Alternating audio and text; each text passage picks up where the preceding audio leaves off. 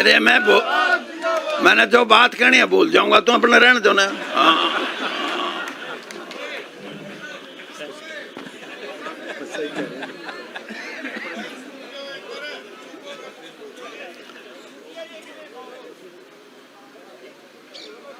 आप सभी साथी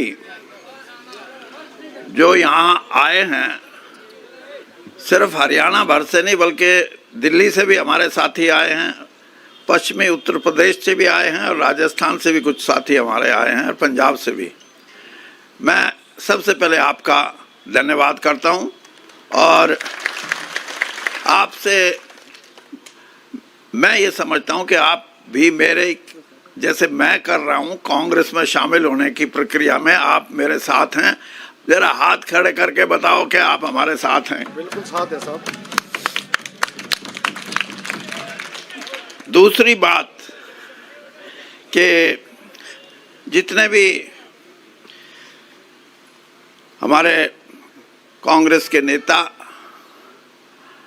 भाई मुकुल वासनिक का और हमारा तो बहुत लंबा सफ़र रहा है और सिर्फ पार्टी में नहीं सैर करने में भी हम हाँ, हाँ। और जनरल सेक्रेटरी हमारे बहुत ही जिन्होंने अभी बात कही रणदीप जी, हमारी बहन शैलजा जी। अब मैं आपको ये बताऊं हमारी बहन क्यों है ये अभी बैठी कह रही थी कि पालवा से भी आ रहे हैं आदमी। ये पालवा की बेटी है, आपको पता होगा। और हरियाणा कांग्रेस के विपक्ष में जो नेता हैं भाई भूपेंद्र सिंह जी, हरियाणा में विपक्ष के नेता ही नहीं बल्कि हमारे लगभग 10 साल तक हरियाणा के मुख्यमंत्री रहे और ये भी मेरे भाई हैं। उदय भान जी जो हमारी हरियाणा की कांग्रेस की यूनिट है उसके अध्यक्ष हैं। राजेंद्र कौर जी भट्टल ये पंजाब की पूर्व मुख्यमंत्री हैं। और अगली ताड़ी इस बात की बजानी है कि जड़े अपना हरियाणा पंजाब न्यारा न्यारा हुआ है वहीं से एमएलए बनती थी ये हमेशा। तो ये भी हमारी बहन है। और कैप्टन अजय सिंह जी, हमारी बहन किरण चौधरी जी, डॉक्टर साहब जो असलम नासिर हुसैन डॉक्टर ये सचिव हैं और खड़गे जी के साथ जो अध्यक्ष हैं हमारे उनके साथ काम करते हैं। और किरण जी का नाम हो गया ना, पवन खेड़ा जी।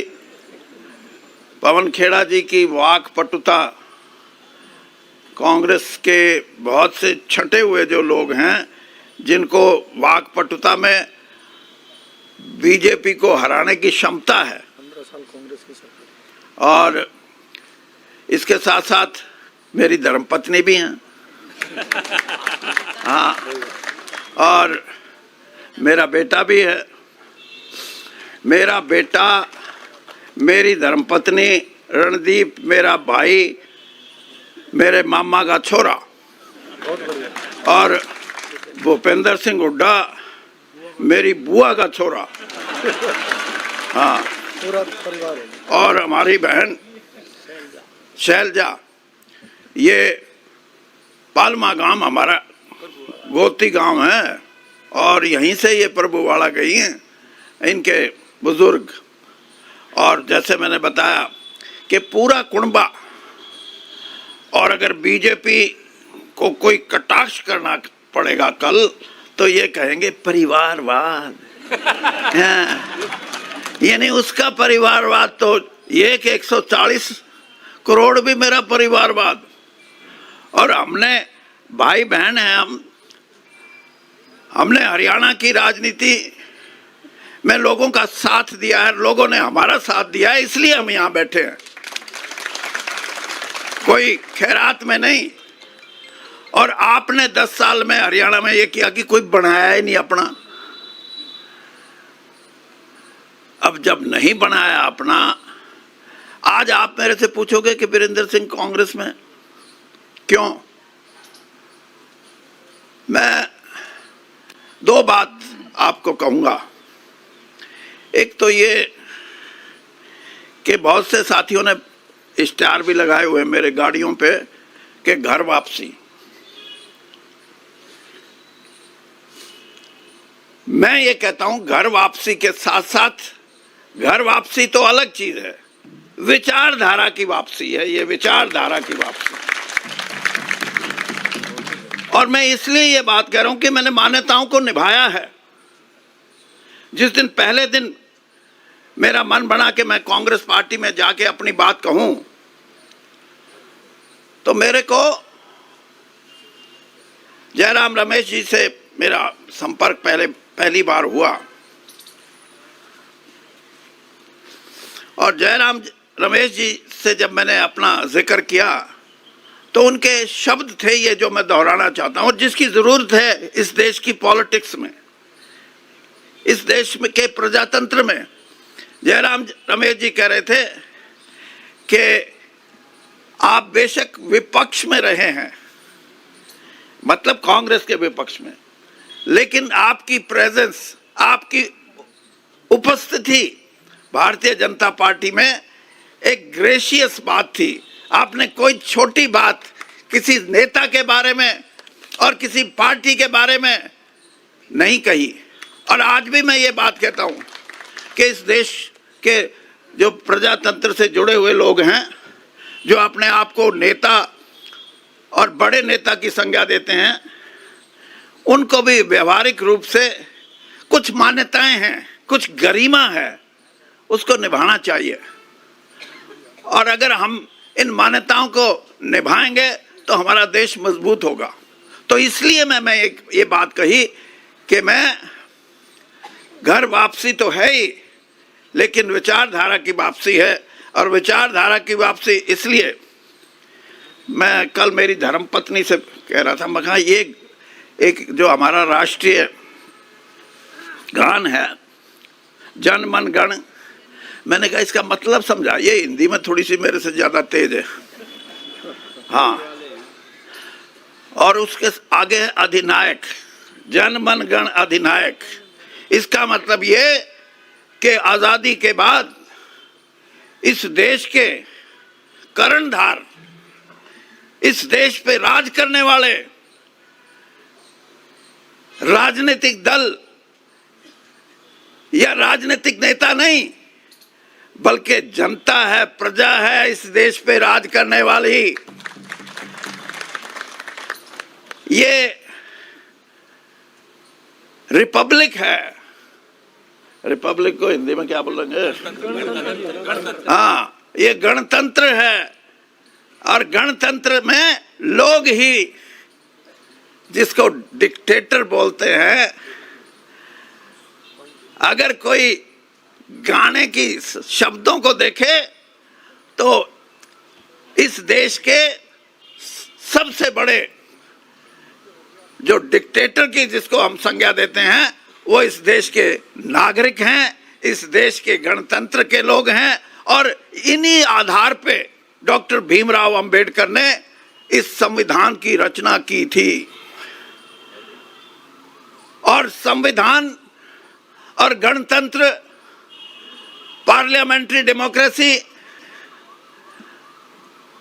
ये अगर बचानी है तो देश को उठना पड़ेगा।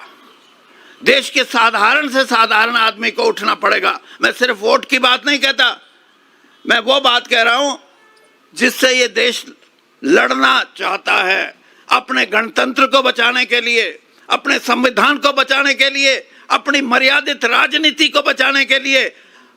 अगर ये चाहते हैं तो इस किस्म की संरचना करनी पड़ेगी। बहुत से लोग बड़ी बड़ी बात करते हैं।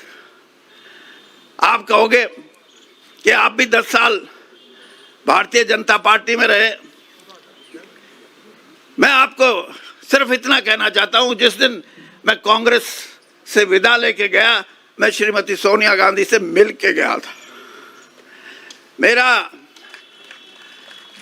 मैं उनसे क्षमा याचना करके गया था कि किसी कारणवश मुझे भारतीय जनता पार्टी में जाना पड़ रहा है। और जिस दिन इस देश के प्रधानमंत्री आदरणीय मोदी जी ने मुझे अपनी कैबिनेट में लिया, उससे 5 घंटे पहले मुझे बुला के कहने लगे कि वीरेंद्र सिंह जी, आपका राजनीतिक सफर। मैंने कहा जी, राजनीतिक सफर तो बहुत लंबा हो गया, 42 साल कांग्रेस में रहा हूं। और मैं आपको सिर्फ इतना बताना चाहता हूं कि मैं उन राजनेताओं या उन राजनीतिज्ञों में नहीं हूं जो एक पार्टी छोड़ के दूसरी पार्टी में आके अपनी पैंठ जमाने के लिए दूसरी जिस पार्टी को छोड़ के आए उसके बारे में, उसके नेताओं के बारे में अपशब्दों का इस्तेमाल करें।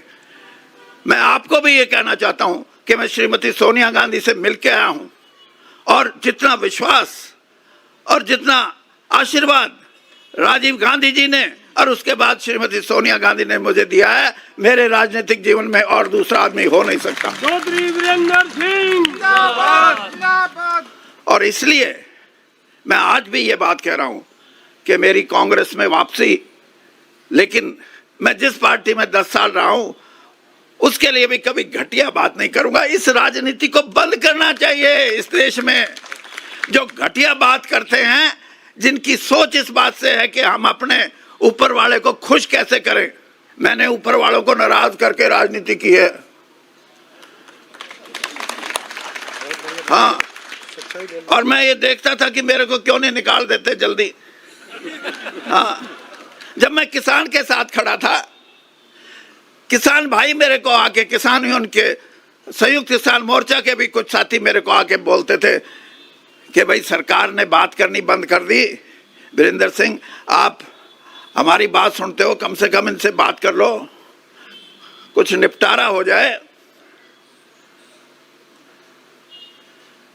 निपटारे की मैंने कोशिश की और आखिर में ये बात आई, किसान यूनियन के भाइयों ने कहा कि कम से कम इतना तो करो, जिसके बारे में भूपेंद्र सिंह हुड्डा भी हमेशा बात करते हैं। मैंने कहा बताओ। तो एमएसपी की बात जब हुई तो सरकार ने कहा नहीं। उसके बाद मैंने कहा और कुछ बताओ, तो उन हमारे जो किसान भाई आए थे आंदोलन में जो शामिल थे, उन्होंने कहा भाई इतना तो करा दो कि चाहे बाहर बेचो चाहे भीतर बेचो, एक बेंचमार्क जिसको बोलते हैं वो स्थापित कर दो, उससे कम हमारी जिन्स नहीं बिकनी चाहिए, फिर हम बाहर भी बेच लेंगे अंदर भी बेच लेंगे। मैं आपको ईमानदारी से बताता हूं, यही है जिसको मैं कहता हूं कि हमारी सोच, भारतीय जनता पार्टी की सोच और कांग्रेस की सोच में अंतर। जब मैंने ये सुझाव रखा किसान का कि वो ये कह रहा है कि बेंचमार्क तो बता दो कि इससे कम कोई नहीं खरीदेगा, चाहे बाहर हो चाहे भीतर हो। जो 5 लोग वहां बैठे थे कूद के पड़े, कूद के। हाँ, मैंने कहा क्यों कूदे? उनके मुंह से निकल गया, अरे चौधरी हम खरीदने के लिए जिस बात से हम खरीदेंगे उससे खरीदेंगे, हम कोई न्यू नहीं करते। मैं कहा भाई बेड़ा गर्क है जिसने, हाँ ये कोई इंसाफ नहीं है।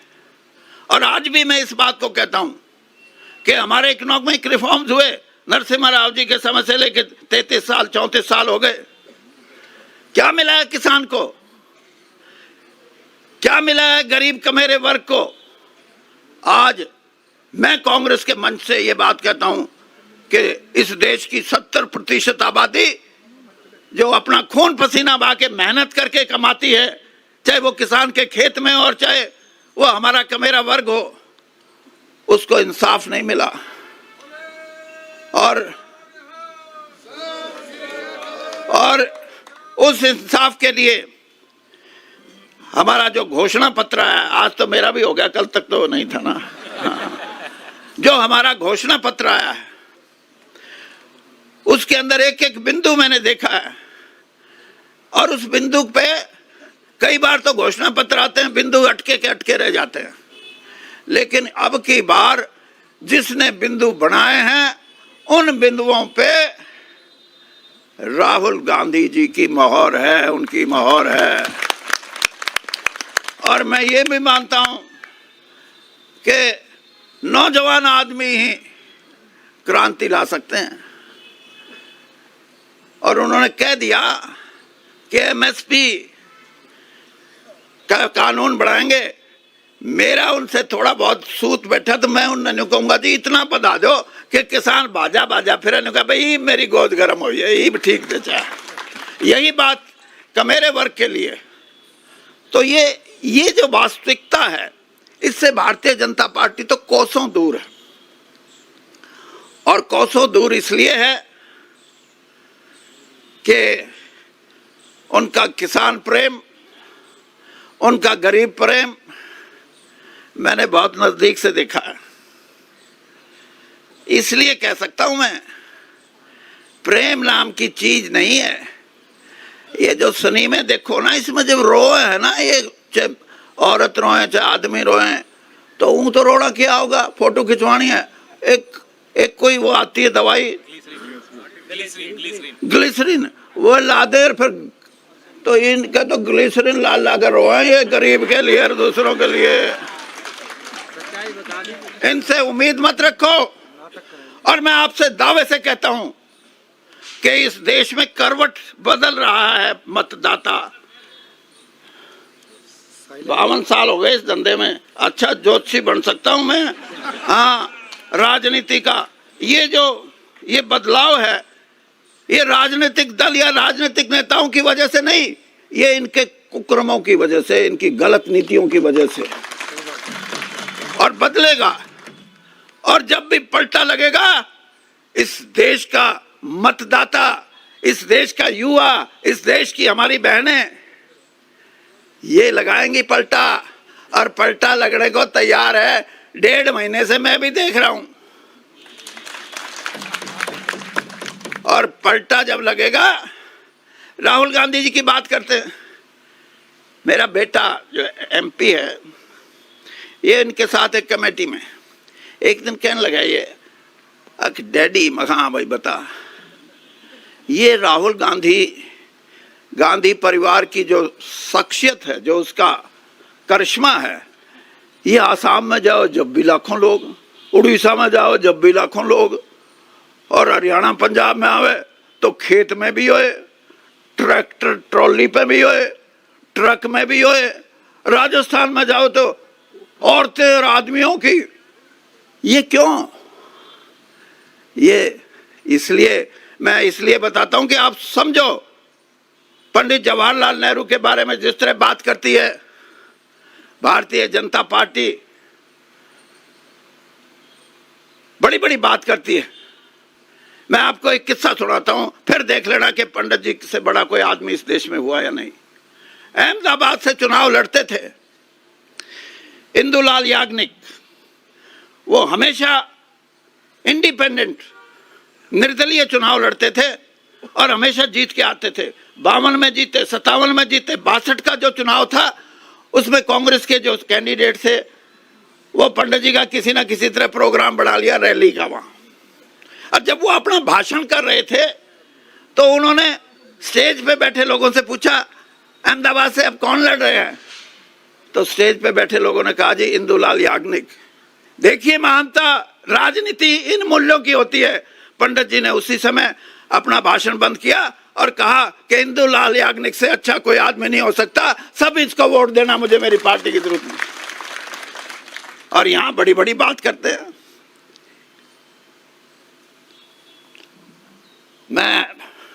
मेरे हरियाणा के सारे नेता बैठे हैं, बहन जी आप भी सुनो, हुड्डा जी, अध्यक्ष जी, रणदीप जी कहाँ गए, वो अपने कैप्टन साहब, हाँ कैप्टन साहब और किरण जी, ये बात तो आज लंबी हो जाएगी।